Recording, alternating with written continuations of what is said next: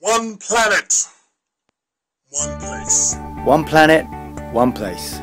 One planet, one place. One planet, one place. One planet, one place. One planet, one place. One planet, one place. One planet, one place. One planet, one place. One planet, one place. Welcome to One Planet, One Place, the TV show. The show for the human spirit. Brought to you in conjunction with the Evolutionary Business Council. Now, please welcome your host, author, international speaker, and growth coach, Simon Jordan. Hi, this is Simon Jordan. Welcome to another episode of One Planet, One Place, the TV show. Well, today I'm joined by the one and only Randy Gage. Now, if you haven't heard of Randy, where have you been? I mean, what is going on? What stone, what cave have you been hiding in the back of, getting mouldy and dark? So let me read to you, let me awaken you to this genius who I actually came across about 20 years ago when I first got into personal development. I saw Randy on a video, and you were running up through the crowd, sort of touching hands, and I was blown away. I was thinking, that's how I want to be on stage. So, you know, obviously I've got hair, he hasn't, so it's not quite the same. But, you know, I try and do a similar thing, but it's just, I was blown away then. I've interviewed Randy before for the Simon Jordan radio show, the old stuff, but now he's back. He's crazier. He's now got a new book out. But before I go into that, I want to talk about who this guy is who's sitting to my side. You're over in Miami, is that right? Yes. Yeah, you're in Miami, so yeah, and it's very early, so he looks pretty good for this time in the morning. So he is a prosperity expert. He rose from a jail cell as a teen to become a self-made multimillionaire. Now, you can tell I'm reading this. I don't have an auto cue, so just bear with me. Along the way, he overcame addictions, getting shot, and near bankruptcy to go on to inspire millions around the world. Now, if you check out his videos, you will know that that's true. I mean, phenomenal. Randy's the author of 8 international bestsellers, get that, which have been translated into more than 25 languages. His new book, Risky is the New Safe, and that's what we're going to talk about today. Launches later this month, so we're recording this in October now, and has been called the manifesto of individual and global magnificence. Check that out. I mean, 2012 is all about change. So Randy, welcome to the show. And the crowd go wild. Great to be on with. Oh, it's good to have you. So yeah, you have to excuse this, guys, because obviously Randy's in Miami, and Skype, we love it as it is, but sometimes it can go a bit funny. But we've both got hectic schedules, so we were texting, Skyping, and whatever messages last night. When can we fit in? So we thought, right, let's do it. And Randy said, well, you know, I'm not that good at 8 o'clock in the morning. I said, well, at least your hair doesn't look as bad as mine at 8 o'clock in the morning. I look like I've slept with squirrels when I wake up. But, so look, tell me, risky is the new safe. What is that about? That's an oxymoron, isn't it? Yeah, and I'm going to put this in. Sound might be better if I use this. So that's better, yeah. See, this is a live show. No editing on this. Yeah, it's really, you know what that's about? The fact that what we used to think was safe. Go to school, get an education, get a job for a big company, that's safe. Work all your life, wait for the government to provide a pension when you retire, that's, excuse me, that's safe. You know, work for a company for 40 years and then they're going to take care of you with a pension, that's safe. None of those things are safe anymore. All the rules have changed, and those what we used to call safe are the riskiest things in the world. And what we used to think of as risky, taking chances, being different, being an entrepreneur, opening your own business, taking charge of your own prosperity, that risky is the new safe. Yeah. So I mean, you know, you being an entrepreneur, myself being an entrepreneur, we've put an awful lot into businesses, taking chances, things like that. And sometimes, you know, I know in my own career, literally you give everything for the business. So if someone is reading this and they have a JOB, which JOB doesn't stand for job, it stands for just over broke. You know, And what is the main message that you're telling these people? Is it a guide? I mean, it hasn't come out yet. I haven't got a copy because we've only just organised this interview. But okay, so I get the idea that you've now got to take risks. You've got to create your own personal economy if you're going to survive. You've got to tool yourself up with the knowledge and whatever. What is the main message then? Is it a guide for people?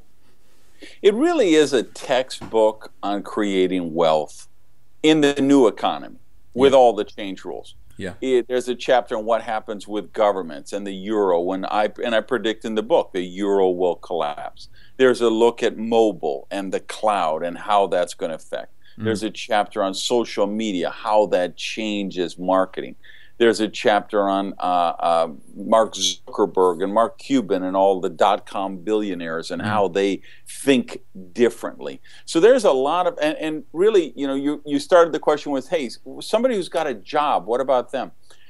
I'm really grateful to see there's been a number of companies that have said, hey, we want 100 copies for the top people, or we want 500 copies for all the decision makers in the company, because they recognize that even in the corporate world, you have to think like an employee. You're going to stop thinking like an employee and start to think like an entrepreneur. Yeah. Because even if you're in that, and some of those corporate environments, they're very slow to embrace change. They're very behind. They're not, they're not really getting out in front of trends. They're not very nimble or agile. And so the book is about how to get ahead of trends, how to capitalize on things that are going to happen in the future, and how to predict the future with an uncanny degree of accuracy.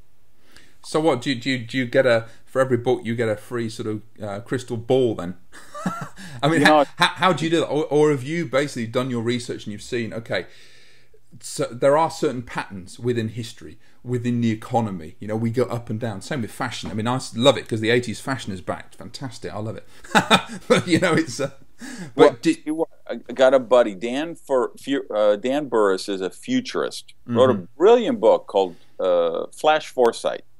And once you understand trends, the difference between cyclical trends and linear trends, hard trends versus soft trends. So, right now, there's a lot of parodies of Call Me Maybe. Think of Katy Perry's song, right? Yeah. That's a soft trend. If we looked at those on a chart, according to the graph, we could say, well, by next year, 4 billion people will have done a Call Me Maybe parody.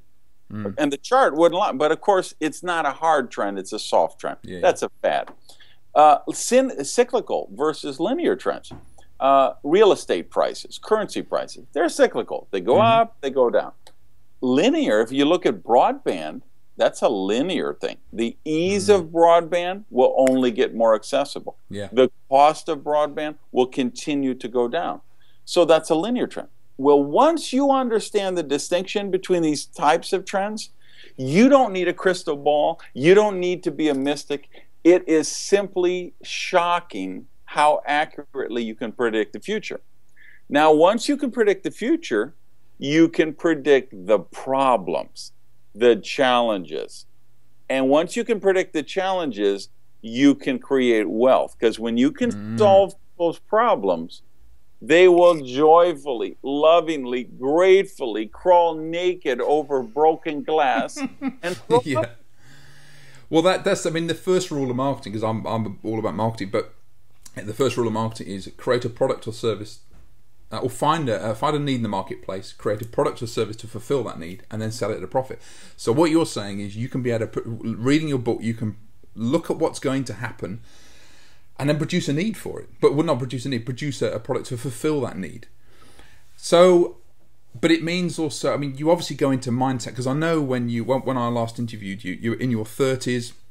You'd had mass problems. You were eating, I think, macaroni cheese on your friend's floor, and you thought, this is enough. And it gets to that point, doesn't it? You're like, enough is enough. You relate enough pain, or have enough pain to go, I've got to change.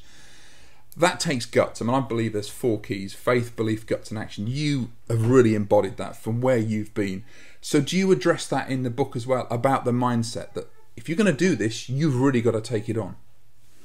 Yeah, it's funny. The first half of the book is looking at mobile, the apps, the cloud, the technology, the government meltdowns, all those kind of things. But again, not from a gloom and doom standpoint, a point of, hey, here's some changes. These are going to create these cataclysmic changes are going to create serious, serious challenges, obstacles, problems.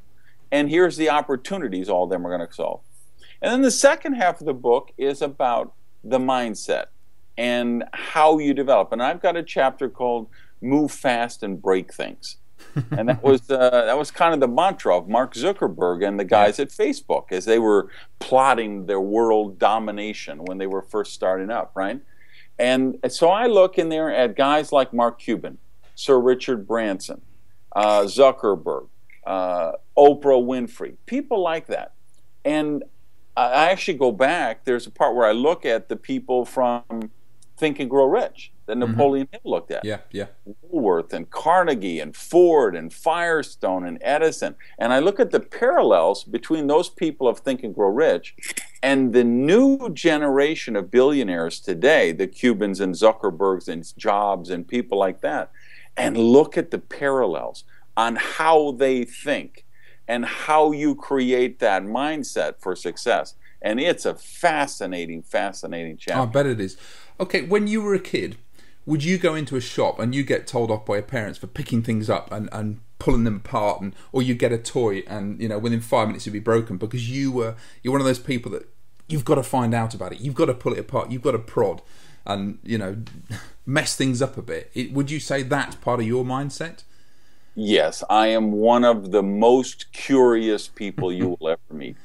Brilliant, because I think that's what the entrepreneur mindset is about. But it also can be a downfall, the shiny object syndrome, where we can go, oh, look at that. I mean, my partner thinks I've got ADHD. I just said, look, I'm just interested in a lot of things, all at the same time. So here's what I see in entrepreneurs. I'm sure you see this too. All of us, at our essence, are the business equivalent of a blind, hungry dog in a meat factory. And because I always have 300 ways that I could make another $1 million. Yeah. I learned that if I try to do those 300, I won't make 300 million. I'll make $500,000. Whereas when I focus on one or two things, then that's where you make 30 million. That's where you make 50 million. I understand, okay, yeah, there really is 300 different ways that I could make $1 million or a couple $1 million. But if I try to do them all right now, it's not gonna work in any of them. Yeah. And all entrepreneurs, we have that gene, that ADD gene, where we want to do that, and we have to, and it's good, that's what drives us. That's what makes us different. But we do have to temper it and create a laser focus and consciously choose the projects we're gonna give priority to. Definitely. So when you were writing this book, what made you want to write it? Was it you had all these ideas, you thought, I want to get this down, I want to create something which is the new Bible for the new economy? Or was it also I want to leave a legacy, I've got to get this stuff out there? I mean, when I was writing my first book, and this is about your book, but I was fed up of hearing stories of people having their fingers burnt with business. I thought, right, I'm going to write a guide. What was your idea behind this? I mean, it's a brilliant title. From what I've heard, all the testimonials are phenomenal. What was your purpose behind this? My secret purpose, Go on. Write the book, Think and Grow Rich, 2013. Love it. I mean, I was so impacted by Hill's work. That's one of the seminal self-development works of the last 100 years. And I wanted to say, well, how does this apply in the world today, with what's going on now, with reality TV, with the political climate we have, with the economy we have, with what's going on in social media and technology and the internet? How does all this stuff play out today? So that was my secret goal that I wanted to do personally. Yeah. And the impetus for it was a trip I took to Phuket, Thailand. I went there to do one of the things on my bucket list, which is I wanted to ride an elephant through the rainforest. Wow. So when I was there in the eco preserve, I got to see a complex where they were training monkeys to replace humans for laborers, to harvest coconuts from trees. So they train a monkey. It takes them about 3 months, and a monkey can harvest 1,000 coconuts a day. Oof. And I looked at that and I thought, you know, if somebody from American Airlines was watching this show, you know they would be thinking, with monkeys? Same exact trip. I come home, I switch in San Francisco. I'm in the airport lounge. There's a couple with an adorable puppy. I love all animals. I say to the lady, hey, can I play with the puppy? She tells me he's a clone. Well, wow. I laugh. I think she's joking. No, I'm not joking. And she wasn't. Actually, it wasn't the first clone puppy. It was just the first clone puppy that came to the United States.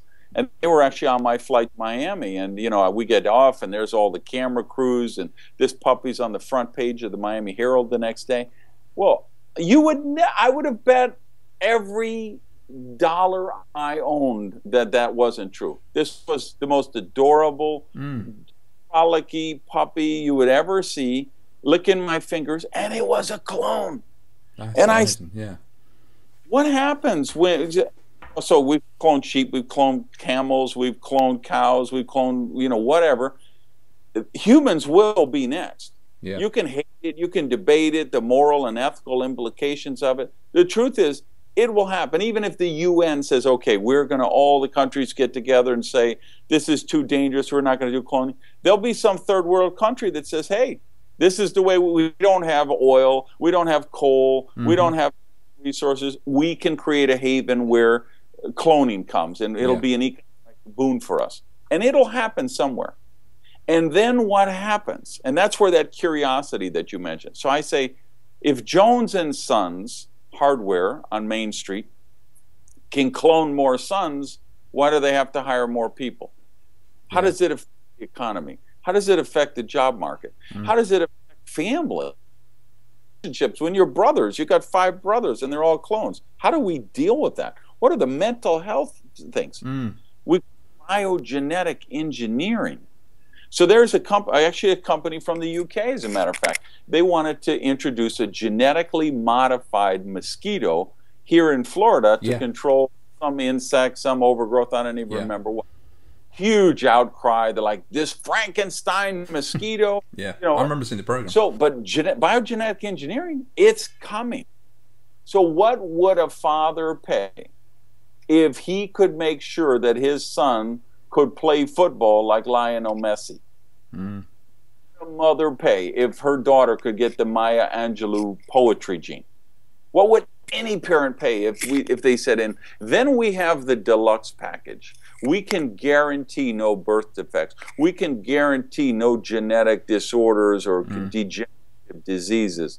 You can pick, okay, you want your 6'6" with blonde hair and blue eyes, and you want, imagine. And that's really the whole point of Risky is the New Safe. I don't take sides. I'm not endorsing things. I'm just saying, here's what's going to happen. Biogenetic engineering is going to happen. Cloning is going to happen. Then you're going to have clone armies. Then you're going to have clone sex workers. Virtual reality sex is going to happen. The woman will be a woman, I'm sure, who perfects virtual reality sex. If she can protect that technology with a patent, she will become the richest human being in history. I bet, I bet. And that person will become the wealthiest in human history.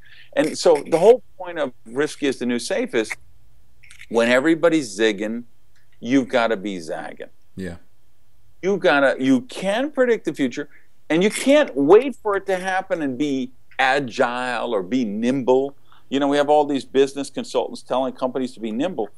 What I'm saying in this book is the change is so fast, particularly in areas like technology, wealth, health. The change is happening so fast, you can't wait for it to happen and be nimble or agile. You have to get in front of the trends before they happen. And with this book, people really can do that. Whether they're an entrepreneur, an individual, or a company, they really can do that. And that's where the wealth is created. Oh, it's brilliant. Yeah, it's the cloning is scary, but I totally agree. Everything is speeded up. I mean, they say, if you went back 2,000 years and then you jump forward 1,000 years, you would probably see no difference at all. You go back 20 years and then jump forward again to now, the difference is phenomenal. The speed of everything, it's incredible. But I think what you should also do, you've written this book, which you want to be the new Think and Go Rich, and you should do a smaller one called The Richest Man in Miami. Not in Babylon. Just do the little version. But it's you've written so many books now. Do you think this? I mean, you can never say this. This will be your last one. But if this is a huge legacy, where do you see it going from here for you? For the book? I know you're touring a lot. You're doing it. You're gonna. This is going to explode around the world, and it's great you're coming on here. So we'll really get a presence out in the UK. But do you want this kind of stuff to go into schools, to colleges, to universities, for the kids to be picking this up? If you see the response, this is my 9th book. So it's funny, I got, I think, 14 pages of testimonials from thought leaders, from Ecker to Larry Wingett to Bob Berg to Brian Tracy to Jeffrey Hazlitt to T. Harv Eker. I mean, just amazing people. And the over-the-moon response I got from these guys, I was just blown away. Bob Berg told me, Gage, this is your magnum opus. This is a book you're reading 100 years from now. This really is a Think and Grow Rich kind of book. Bob's a lovely guy. That's great, yeah. My ulterior motive or goal was, Larry Wingett, I sent him the galley proof. I'm waiting for an airplane. Sent him the galley proof. An hour and a half later, my plane is delayed. I checked my email. There's a quote from Larry. Holy crap, I love this book. I read that, yeah. I changed things in my life. So I sent it back to him. I say, dude, thanks for the lovely quote. That's amazing. Now read the damn book. It was an hour and a half ago. Maybe 2 hours I sent the galley. So I figure he's just my friend, and he knows my work, and he trusts me. And so I sent him that email. He sends me back. He says, no, you don't understand. I started reading this the second it came through. I looked at the first page to see how it went, and I couldn't put it down. I finished the book in one sitting. I've already talked to Rosemary about it. This is the book I wish I wrote, and I don't tell it to anybody. That must make you incredibly proud. Who said, is it okay if I show this to my husband or wife? The number of these, and these are jaded people. They get 100 books a year to endorse. Who said, is it all right? Could I print 3 extra copies of this galley and give it to my kids? I've got a kid. One of the things I'm saying in the book is that we're coming to a time fast where a 6-month certification in online training will be worth more than an MBA or even a PhD. And I was shocked how many of my thought leader friends who were like, no, my kid is right there right now. One of the things I say in the book is you can't prepare your kid for the best jobs of 2018 haven't even been invented yet. Yeah. So how do you prepare? But there's things we can see. I mean, I talk about the millions of jobs that are going to be eliminated by technology. Here's the other thing. There'll be millions more jobs that will need complete retraining. Yeah. The guy who's watching right now, he's a heart surgeon. He studied for 10, 12, 15 years. He's been practicing for 20 years.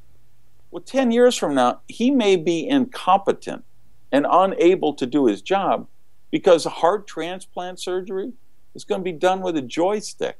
Yeah, I reckon. Patients on the other side, or 1,000 or 10,000 kilometers away. And the most qualified heart surgeon is going to be the kid, the 17-year-old kid right now, who won't listen to you because he's playing Angry Birds or World of Warcraft or something. He's going to have the best skill set to be an open heart surgeon.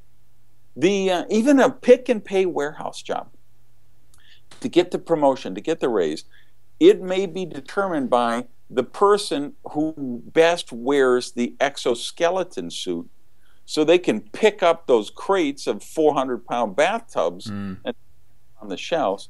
I was watching a Discovery Channel special the other day. I saw a guy pick up a car and throw it off a cliff which he was able to do because of this exoskeleton suit that he was wearing. I've seen them. Amazing. Absolutely incredible. Looking at it, governments are looking at it, but even, like I say, the most simple pick and pack job in a warehouse might be an application there. So these are extraordinary challenges. The millions of jobs going to be eliminated. The millions of jobs are going to need retraining. And there will be people who make fortunes. And, you know, the premise of the book is some of the greatest wealth in human history was created in the Great Depression. Yeah. And look at any country, anywhere, if it goes into a recession or a depression, there are fortunes made. Because when you want to be zagging. And that's where opportunities are. And that's what you know, the risky is the new safe. That's what it's all about. It's just look at, you know, this is the greatest time to be alive. It's the greatest time to create wealth.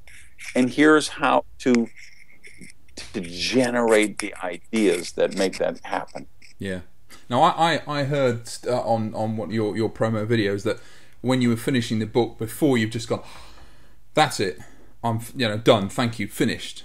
But you said you were so much in sort of love with the process of doing this, you didn't want it to stop. I literally was editing the book until the last second when it had to go on the press. I drove guys in New York nuts. But, you know, this situation that with the biogenetic engineering, with the mosquitoes, that came up after the press deadline. I found out about something Mark Cuban is doing right now with a startup venture that he's trying to remake the music business, which might have acted in a similar way to what Steve Jobs did with iTunes. So I had to have that. There was like two other things that, again, that even they're not even in the galley proof of the book. These endorsers reviewed, because I was re-editing, adding stuff right up to the second where they said, Randy, okay, if we don't go to press at 11 a.m. release date, that's when I finished the editing. I know printers that I've worked 25 years with printers. You can always push the deadline. But you obviously did. Do you think, because I know you're quite a spiritual guy as well, and I interviewed you before, you meditate. Do you think you were guided for this? You know, I'm going to talk woo-woo at the moment, but do you think I know it's all part of your path, you're about giving back, inspiring people, doing what you're doing, but do you feel that there was an element of guidance on this? Because it sounds like it's the book. I do. Even though it was the hardest book I wrote, it took me much longer than any of my other books, I did feel like I just went through these bursts where I was just channeling it. And I have, you know, and I've worked really hard. I've spent 25 years becoming a critical thinker, 25 years practicing discernment, doing lateral thinking, creative thinking, logical thinking, working on my right and left brains to create whole brain synchronicity and how I learn and all of that stuff. And so that gives me this mindset where I can say, okay, well, if cloning really comes about, what would happen then? And then what would happen what's going to happen when they clone sex workers? And then what's it going to do to marriages and relationships and society and families? And then what's that going to do for mental health clinics and psychiatrists and psychologists and addiction centers? And what is that going to do for that? And what is that will happen next? And what will happen after that? And it just came to me in such an explosion of revelation that, yeah, I mean, I do feel like it was like I channeled it, that yes, there was something much bigger than me at work in this, and I was just kind of tapping into that. And there's actually, you mentioned it's kind of woo-woo. There's a chapter that some people will think is real woo-woo, because it's a chapter where I look at the process, and again, I'm looking at Zuckerberg and Cuban and people like this, at the process where we move from self-consciousness to what I'm calling cosmic consciousness in the book, where it becomes about service, it becomes about significance, and I believe when great wealth is created, when great success is created, great achievements, it could be in the arts world, it could be in the sporting world, it could be in the political world, I do believe you can get to that point where you go to that next level, what I'm calling cosmic consciousness, and that's really what that chapter of the book is about, is that process that all level achievers go through when they do that. And I believe in that. And it becomes where it is enlightened self-interest. You know, I have a chapter called Selfishness is the New Altruism. And very much on the principles of Ayn Rand talked about in her book, The Virtues of Selfishness, which anybody who's done any serious self-development will understand and resonate with, that, hey, you've got to take care of your own needs first. If you're not, help anyone else. And so there's definitely that. You know, the first half of the book is all these amazing multi-billion-dollar opportunities which are coming upon us. In the second half of the book is about that personal transformation you have to take and the mindset you have to create to really recognize and participate in those opportunities. Fantastic. Well, it's going to be great, and I can't wait to get my signed copy, Randy. And but it's fantastic. I think there is so much going on in the world at the moment, so much happening. I know there's a lot of people who are very confused out there. They need to gain clarity. And I think what your book is going to do will give them all that and the roadmap. So guys, go out and get it. We'll put the links on here. It's not due out until the 30th of October, but we'll put the links on here. We'll put the links on the show. So if you're watching this on YouTube or someone else has downloaded it and you're watching it on their device, go to oneplanet.oneplace.com. I'll put the link up down there. Search for Randy Gage's interview, and I'll put all the links on there. There'll be a picture of the book, and you can get all the information. But Randy, thank you so much. I know it's still early, so go and grab yourself a coffee. I'm going to go and grab some lunch now. But it's been an absolute pleasure. I did put up a site, as you know, just for the book, where I've got a 16, 17-minute interview. I take people through each chapter and really what it can do for them. And you can pre-order to make sure that they get the first edition right off the press. Fantastic. That's riskyisthenewsafe.com. Brilliant. So I'll put that link up. So I'll put that up down there as well. Riskyisthenewsafe.com. Excellent. That's where you can pre-order. Make sure you get the very first one from the first edition, hot off the press, and really get into depth about what kind of opportunities are. And if you watch that video, and I have a couple of, I did 2 different 1-hour teleseminars. Those are also on the same page. If you listen to those or you watch that video and you can't get 5, 6, 7 multi-million or multi-billion-dollar opportunities, you're just not paying attention. Really why. Simon, you know, we live in the greatest time in human history. There has never been a better time to create wealth. There has never been a better time to go from broke to billionaire or destitute to multimillionaire than there is right now. And you know, millions of people don't know it because they bought into the mind viruses. And they think we're living in the darkest time in human history. And they don't realize that we're living in the greatest time of human history. Totally agree. Yeah. Risky is the new safe. Love it. My friend, it's brilliant. Thank you so much for taking time out of your schedule.